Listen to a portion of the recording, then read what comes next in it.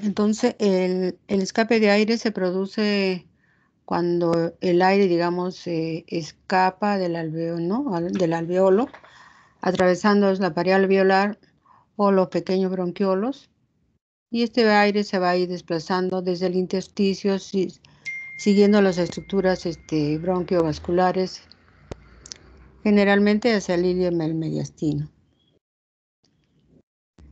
A partir de esta definición se enmarcan las distintas modalidades de escapes de aire y que están generalmente relacionados a la ubicación anatómica. Estos escapes de aire pueden ser enfisema pulmonar intersticial, neumomediastino, neumopericardio, neumotórax, neumoperitoneo, enfisema subcutáneo y embolia aérea. Dentro de estos, el más frecuente es el neumotórax, ¿no? Y muchas veces los neumotórax son de carácter espontáneo, en el 1 a 2%. Ahora, en relación a la frecuencia en pacientes hospitalizados, este es en la mayoría de casos en prematuros, que pueden llegar a un porcentaje del 11%. Muchos de estos casos de escape de aire son niños que han estado sometidos a ventilación mecánica, ¿no? Y se presentan en un 30-40%. A veces también puede estar como consecuencia de estar sometidos a este tipo de apoyo ventilatorio, que es el CPAP nasal, en un 10.3%. Esta patología de escapes de aire se ha asociado a un incremento, ¿no?, de la frecuencia de una hemorragia intraventricular, a una enfermedad pulmonar crónica, y la mortalidad también se eleva en estos casos. ¿Cuál es la fisiopatología de estos escapes de aire? Cuando se va produciendo la progresión del escape aéreo, se produce un desbalance entre la ventilación y la perfusión. ¿Qué va a generar esto? Una hipoventilación que va a conllevar a un incremento de la presión intrapleural, que va a producir una hipoxia. Esta hipoxia inicial se va a manifestar inicialmente por un requerimiento mayor de oxígeno, ¿no? Va a ocasionar un descenso de la presión arterial de oxígeno y también un descenso del pH arterial, produciendo una acidosis respiratoria inicial. Posteriormente puede aparecer un compromiso hemodinámico con descenso de la frecuencia cardíaca, de la presión arterial media, y por otro lado también aparece un aumento de la presión venosa central, a consecuencia de aumento de la presión intrapleural, ¿no?, y que va a llevar a una disfunción miocárdica. La redistribución del gasto cardíaco va a llevar, digamos, a producir un trastorno hemodinámico que va a aumentar la perfusión, especialmente a nivel cerebral, pero por otro lado, al mismo tiempo, el aumento de la presión intrapleural va a producir una disminución del flujo cerebral, ¿no?, dándose un compromiso cerebral asociado con esta variable y en relación a la intensidad del escape de aire. Todo esto puede llevar como consecuencia a la presencia de un edema cerebral, fenómenos de tromboembolismo con el consecuente daño neurológico. Aunque aparentemente, digamos, no se evidencie una falla del compromiso hemodinámico, ¿no? O sea, el escape de aire, mientras más intenso es, no solamente va a llegar, digamos, a una mala perfusión, ventilación, perfusión, sino también la hipoxia prolongada va a llevar a disminución del pH arterial, del oxígeno, a una acidosis respiratoria, una disminución del pH, y va a producir trastornos también con disminución del flujo cerebral por aumento de la presión intrapleural y, bueno, un daño neurológico, ¿no? O sea, no es tan simple la cosa. ¿Cuáles son los recién nacidos que van, digamos, a estar predispuestos o van a tener factores de riesgo para poder desarrollar en algún momento un escape de aire? Como ya se mencionó, pueden ser los prematuros. Los prematuros pueden, como consecuencia de estar sometidos a una ventilación mecánica o por su misma enfermedad de fondo, en este caso una enfermedad de membrana hialina, ¿no? Los niños que tienen bajo peso de nacimiento, en los pacientes en los que se ha realizado una reanimación cardiopulmonar demasiado agresiva, pueden producir un escape de aire. Cuando se presentan bulas pleuropulmonares, sobre todo de tipo congénito, ¿no? Y como ya se mencionó, como consecuencia de una enfermedad de fondo. Ya en los prematuros, bueno, es la enfermedad de membrana hialina, en la aspiración meconial, ¿no? Cuando el meconio, digamos, funciona como válvula que entra el aire, pero no sale y se va distendiendo los alveolos y en algún momento, bueno, se produce el escape de aire. Igualmente en las neumonías. Y también cuando se presenta una hipoplasia pulmonar, ¿no? Que puede ser unilateral y en el otro lado, como compensación, hay una distensión exagerada del pulmón, ¿no? Y puede producir escape de aire. Dentro de los escapes de aire, el más frecuente es el neumotórax, que no es otra cosa que una colección de aire entre la pleura visceral y la pleura parietal. Se describe que 1 o 2% de los recién nacidos que presentan neumotórax son asintomáticos. Y se presenta el neumotórax en los pacientes que están en ventilación mecánica hasta en un 40%. Generalmente la clínica de los niños que presentan neumotórax es progresiva, iniciándose con signos de dificultad respiratoria, ¿no? Con aleteo, quejido, retracciones, y posteriormente cuando se va acentuando la hipoxia, ya puede haber cianosis, palidez, etc. En los pacientes que están ventilados, se puede manifestar con un deterioro brusco, ¿no? de estrés respiratorio, aumentando las necesidades de oxígenos, aumentando el apoyo ventilatorio y consecuencia de todo este deterioro brusco va a haber una alteración al nivel ácido básico también, ¿no? Con acidosis, hipoxemia, hipercapnia. Una emergencia es el que corresponde a un neumotórax a tensión, donde se produce una cianosis aguda y un severo compromiso hemodinámico, produciendo bradicardia, hipotensión, deterioro de la perfusión periférica, y si este neumotórax no es tratado, pues puede condicionar que lleve a un resultado fatal, ¿no? A la muerte del paciente. ¿Qué es lo que vamos a ver nosotros en el examen físico, no? Porque, por decir, es un niño X que de repente presenta distrés respiratorio, ¿no? Con aleteo, quejido, pero lo que vamos a observar en el tórax va a ser un amobamiento en el del lado en que se presenta el neumotórax, pero a veces los neumotórax también pueden ser bilaterales, entonces se ve un tórax en forma de tonel. Y si nosotros medimos el perímetro torácico, pues va a estar de repente de 1 hasta 3 centímetros aumentado, ¿no? Depende de la intensidad del neumotórax. Y lógicamente en el lado que se está sospechando el neumotórax, es el que está bombado, no va a haber un buen pasaje del murmullo vesicular, no se va a auscultar el murmullo vesicular. Y en algunos casos también este neumotórax puede producir un desplazamiento de la silueta cardíaca, entonces supongamos que el neumotórax es en el lado izquierdo, desplaza la silueta cardíaca y vamos a escuchar el choque de punta en el lado derecho. Y vamos a pensar que de repente el niño tiene una dextrocardia, ¿no?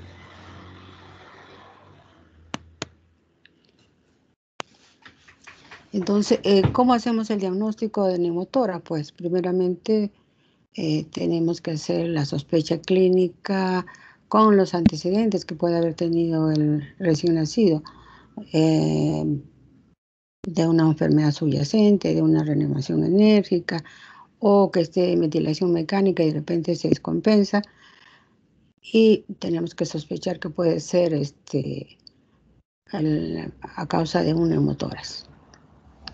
Una técnica rápida de diagnóstico del neumotórax se menciona que puede ser la transiluminación, ¿no?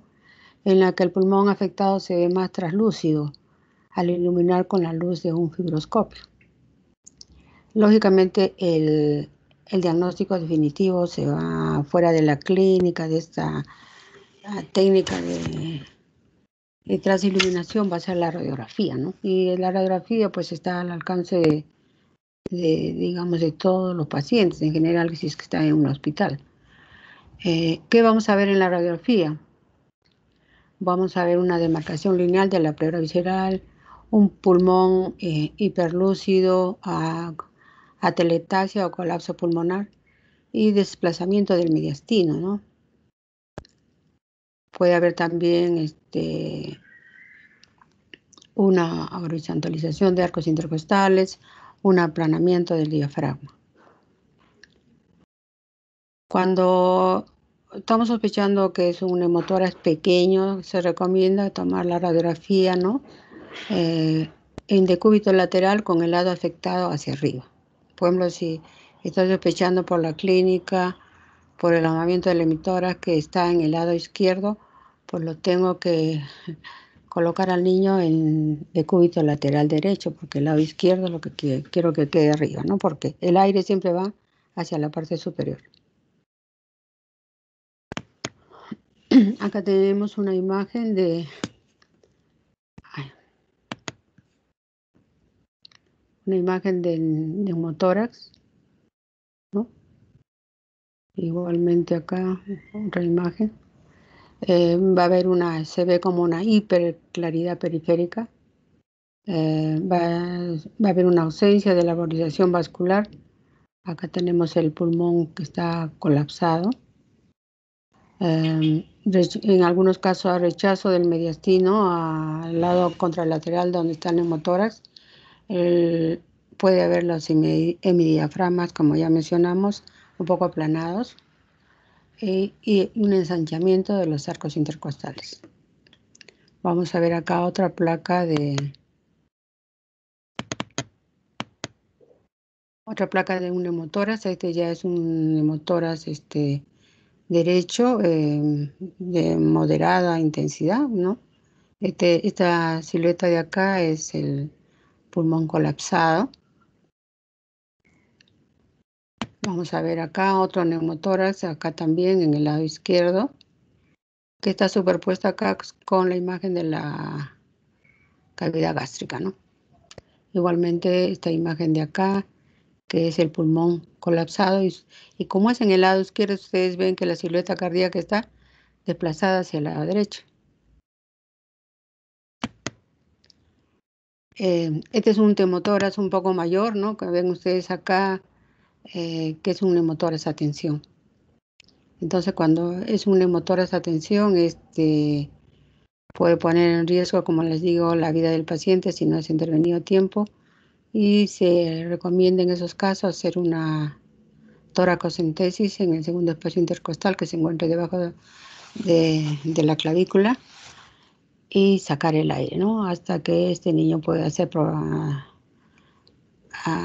llegar a un procedimiento de repente toracotomía con drenaje, ¿no? Ahora, el neumomediastino.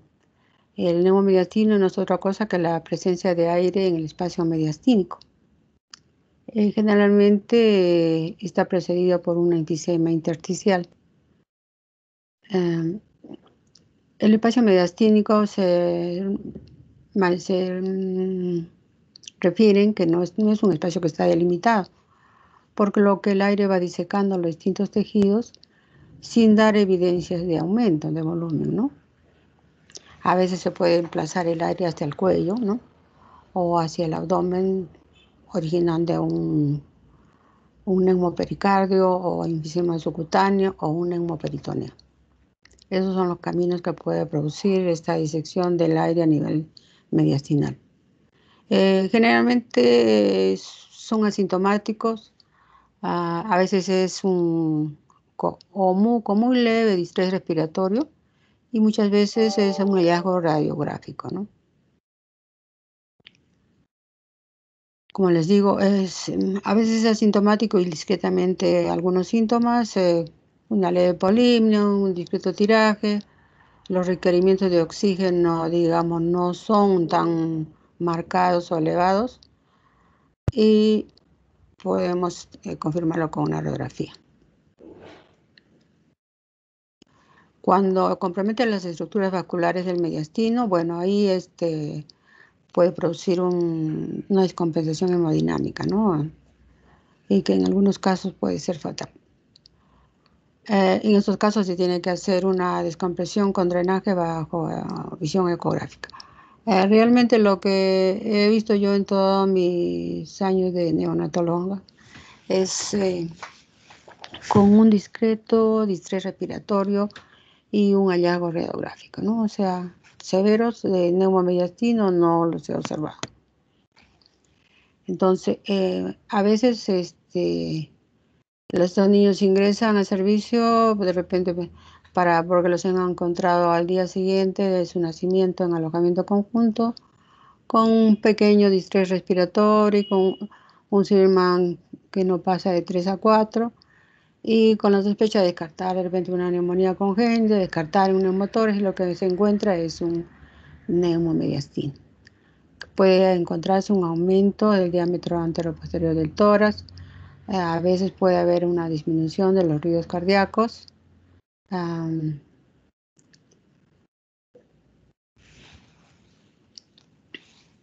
Lo que está acá es lo que se encuentra en un neumotórax, ¿no? Entonces acá tenemos lo que se ve el aire libre acá en esta radiografía lateral, el neumomediastino, igualmente acá en la parte posterior. La descripción clásica se menciona que es en la forma de una vela hinchada por el aire, ¿no? Un lóbulo o varios del timo que se elevan por arriba del corazón. Puede haber hiperclaridades lineares o verticales y lo que generalmente se observa es un halo, ¿no? Este halo a nivel de la silueta cardíaca.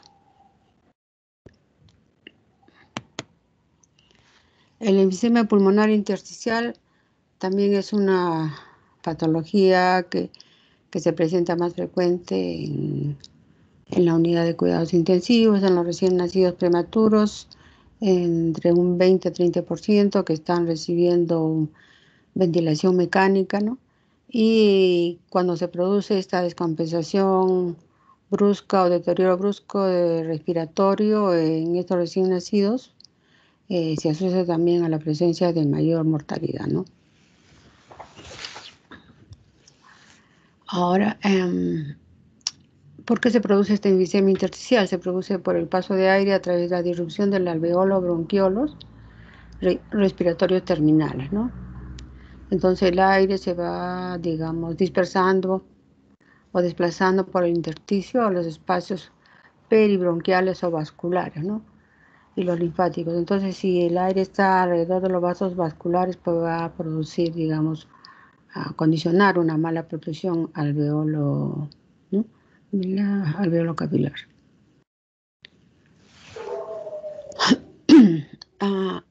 Como ya les dije, la causa más importante en estos recién nacidos prematuros, pues es los niños que están sometidos a una ventilación mecánica, que es lo que va a generar una disminución de la distensibilidad pulmonar por atrapamiento aéreo y aumento de la resistencia por compresión bronquial. Va a haber en forma lenta y progresiva un deterioro de la oxigenación-ventilación, ¿no?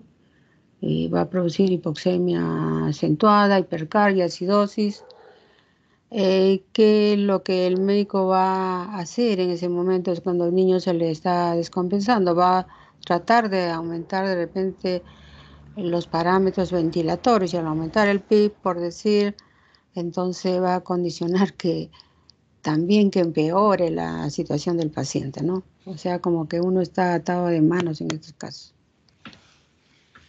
En cuanto al diagnóstico por una radiografía, ¿no? Lo que se va a observar son presencia de pequeñas imágenes quísticas, radiolúcidas, de 1 a 4 milímetros, que puede llegar a ser de gran tamaño en forma de bulas.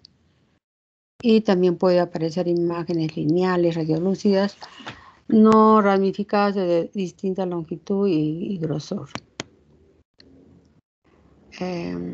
Entonces, como les decía, el médico ante un deterioro brusco, a veces uno trata de repente aumentar un poco la presión expiratoria pico, de repente elevar muy discretamente la presión al final de la expiración, que es el PEP, porque el niño como que aumentar la FIO2, porque el niño no va bien. Entonces, en estos casos se recomienda entonces un poquito de tranquilidad, a hacer uso de estrategias de ventilación gentil con mínimas presiones medias, ¿no? Porque si yo le aumento más, pues voy a empeorar el cuadro. Si este enfisema pulmonar intersticial es unilateral, se recomienda colocar al paciente en el cúbito lateral sobre el lado afectado.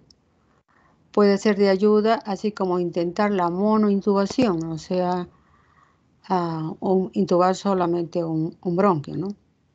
También se ha utilizado la técnica de la obstrucción del bronquio fuente del lado afectado con un catéter de Swan-Ganz, ¿no? Y en casos ya gravemente complicados se ha sugerido o es necesaria la neumonectomía. Acá tenemos una imagen de un enfisema pulmonar intersticial, ¿no?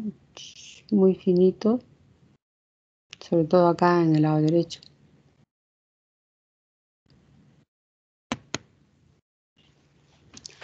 Ahora, el neumopericardio es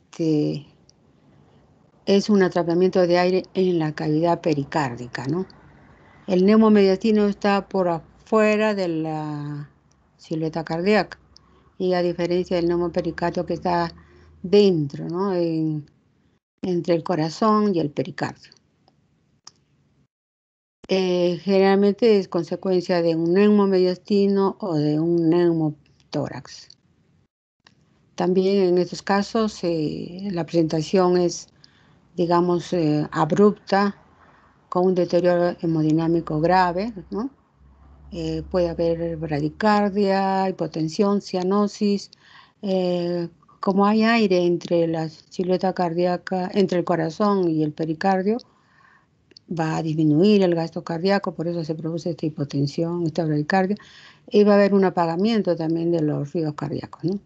Y si nosotros le hacemos un electrocardiograma, los voltajes también de estos van a estar disminuidos.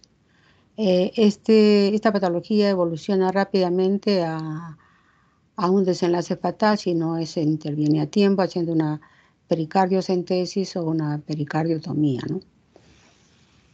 Ya que puede llevar a un taponamiento cardíaco. En cuanto al diagnóstico y el tratamiento de un neumopericardio, a veces la transiluminación también puede orientar la causa. En la radiografía vamos a encontrar una imagen radiolúcida que envuelve al corazón, con un pericardio parietal claramente dibujado. Cuando este neumopericardio es asintomático, solo requiere, dice, un descenso de las presiones del ventilador, ¿no? O sea, disminuir los parámetros del ventilador, una monitorización y control radiológico frecuente. Pero en el caso que es asintomático, cuando ya se produce una bradicardia, una hipotensión, un apagamiento de los ritmos cardíacos, que puede llevar a un taponamiento cardíaco, en este caso tiene que hacerse una pericardiocentesis de emergencia. Raramente puede, digamos, presentar una recurrencia, en estos casos ya obliga o una pericardiotomía con drenaje.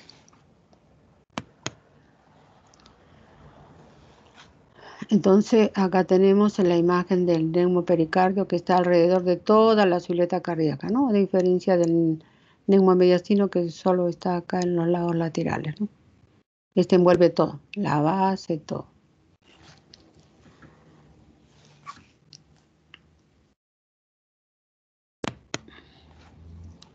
Otro escape de aire también, si bien no es, digamos, foco inicial,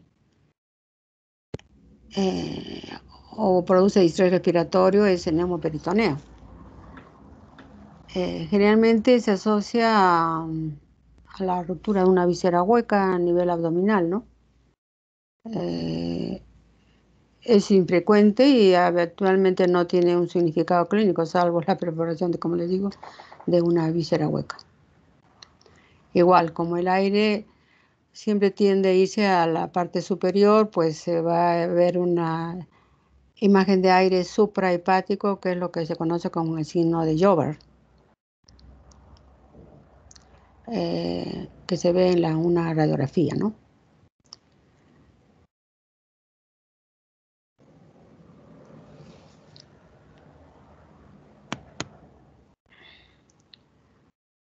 Acá tenemos una imagen de neumotórax,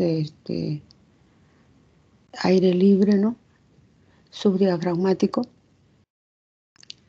y generalmente como consecuencia de una perforación, esto se ve más frecuente en el caso de recién nacido, una enterocolitis necrotizante, cuando a consecuencia de la neumatosis que pueda presentar el recién nacido, se rompe la pared del intestino y el aire sale a la cavidad abdominal, localizando, como ya les dije, pues generalmente en la región suprahepática, ¿no? o subdiafragmática.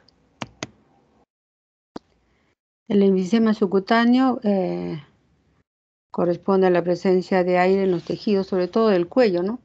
Que rodean los grandes vasos. Vamos a palpar nosotros ahí crepitación, ¿no?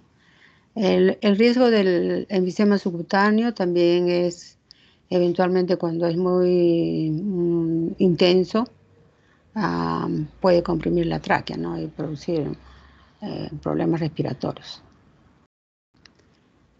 Entonces, esta crepitación generalmente es supraclavicular, que puede irse a las axilas, al cuello y a la cara, ¿no?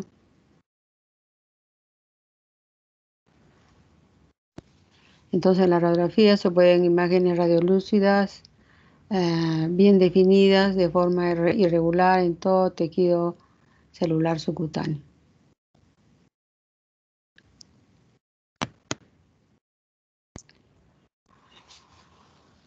Otra causa del escape de aire puede ser el embolismo aéreo. Esto se produce cuando la rotura aérea se produce directamente al territorio vascular, ¿no? A consecuencia de o condicionado por las altas presiones ventilatorias, ¿no?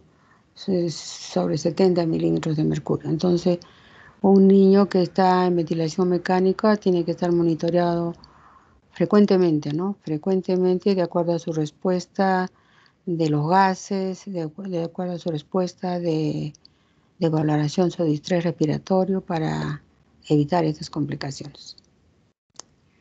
Entonces, el embolismo aéreo, como ustedes, su nombre lo dice, pues cualquier tipo de embolia es un trastorno grave, ¿no?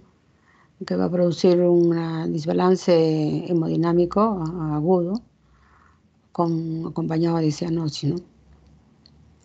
Cuando uno escucha el corazón, puede escuchar el burbujeo, dice, de este émbolos. Y generalmente, pues, esto es mortal, porque este embolismo generalmente no solo va a ir, digamos, al corazón, pero es una embolia cardíaca, también va a ir a los pulmones y al cerebro especialmente. Bueno, este es un caso clínico que ustedes ya lo pueden leer. Es un recién nacido prematuro, segundo gemelo, que a diferencia del otro hermanito, si bien se le hizo la prevención con corticoide, con sulfactante, el otro hermanito evolucionó bien, prontamente fue destetado de ventilador mecánico, pero el otro no. El otro, el primer hermanito evolucionó solamente a una membrana hialina grado 2, pero se complicó, ¿no? Se complicó, estaba en ventilador mecánico y de repente, bruscamente, presenta un deterioro respiratorio, una descomposición hemodinámica grave y se diagnosticó enfisema pulmonar intersticial. La consecuencia de esto también, como les digo, no sé si el médico de repente le aumentó los parámetros ventilatorios, pero también hubo una complicación posterior de un neumotórax. La evolución realmente de este paciente no fue, digamos, satisfactoria y falleció, ¿no? Entonces, inicialmente solamente hubo, miren qué rápido, las 48 horas de vida. El enfisema pulmonar intersticial prematuro, membrana hialina, ventilador mecánico, se deteriora bruscamente, enfisema pulmonar intersticial. Y todavía se complica con neumotórax y fallece. Esto es todo lo que les quería mencionar sobre escapes de aire. El neumotórax, ustedes siempre tienen que ser observadores, ¿no? Yo les cuento una anécdota porque todavía tenemos tiempo, unos 5 minutitos, de un recién nacido que fue derivado a mi hospital proveniente de una clínica, más o menos a las 2 horas de vida por presentar distrés respiratorio.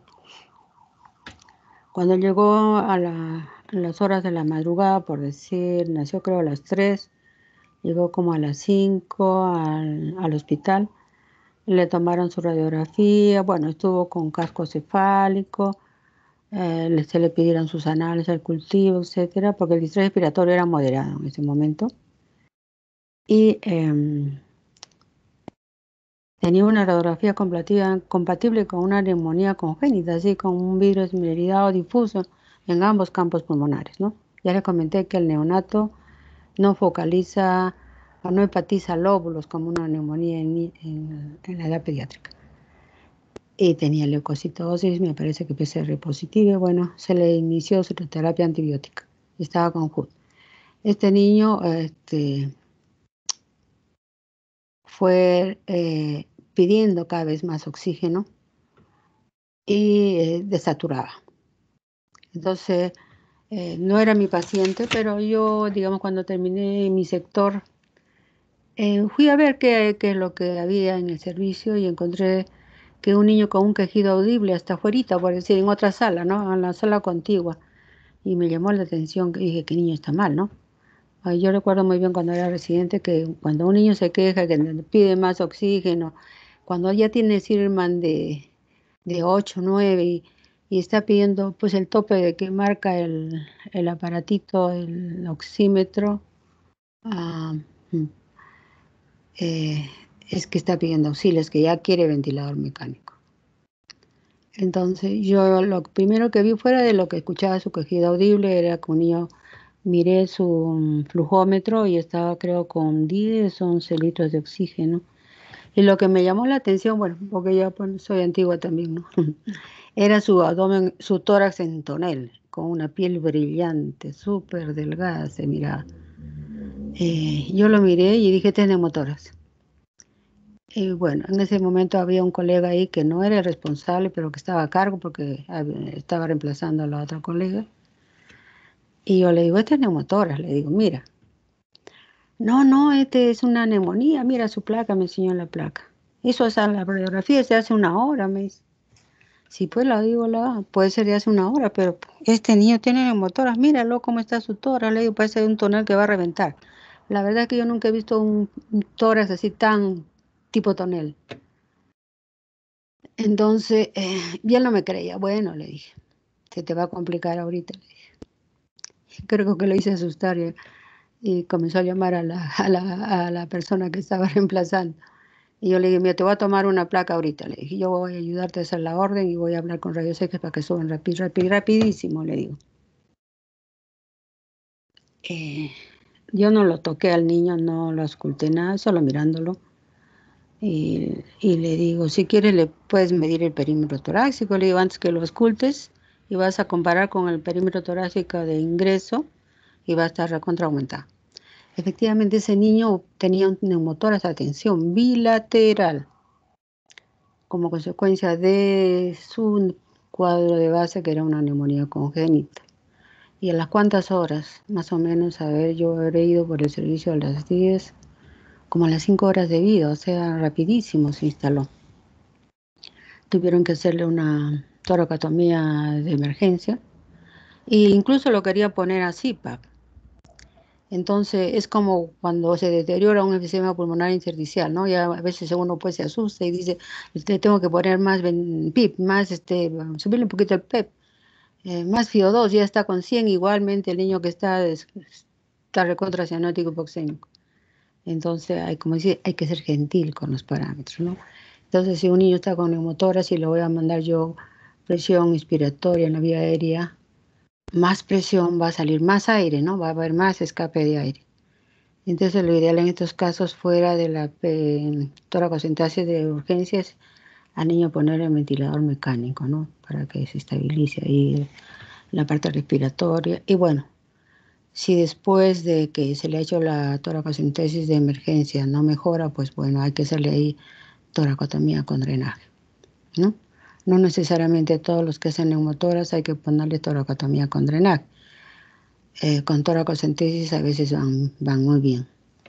Entonces el niño, como les digo, se le hizo pues la toracocentesis.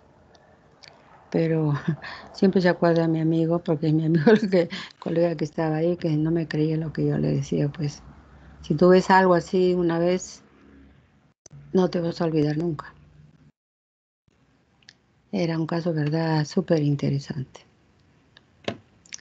Pero también, como les digo, a veces no hay patología de fondo, porque la literatura lo dice, ¿no? 1 o 2% de los neumotórax son espontáneos.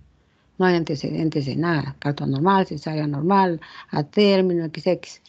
Pero comienza a presentar distrés respiratorio, desaturaciones, digamos, con un síndrome leve a moderado, ¿no? Tampoco es tan intenso. Entonces, si tú eres observador y miras mira su caja torácica y ves una simetría, bombamiento de uno de los hemitórax, mides el perímetro torácico, auscultas y ves que no pasa en el mullo vesicular, que de repente el latido cardíaco depende de dónde estés sospechando el neumotórax, está desplazado, pues tienes que pensar en primera instancia, si no hay antecedentes RPM, nada, de que sea un neumotórax. Bueno, y el tratamiento es solamente, en estos casos, si es leve o moderado, observación, NPO, dextrosa, oxígeno en casco cefálico para mantener una buena saturación. El oxígeno que respire el niño va a hacer que se distienda nuevamente el pulmón que está algo colapsado y el distrés respiratorio va mejorando. Se menciona que en 2 o 3 días se resuelve el problema. Pero siempre hay que entrar en el diagnóstico diferencial de alguna otra patología, que hay que hacer los análisis a los niños, ¿no? Toda la hematología que se hace, va a descartar infección. ¿Listo? Eso es todo. Me despido de ustedes hasta la próxima semana. Gracias, doctora. Buenas Gracias, tardes. doctora. Gracias, doctora. Hasta luego. A ver, ahora ve. Ahora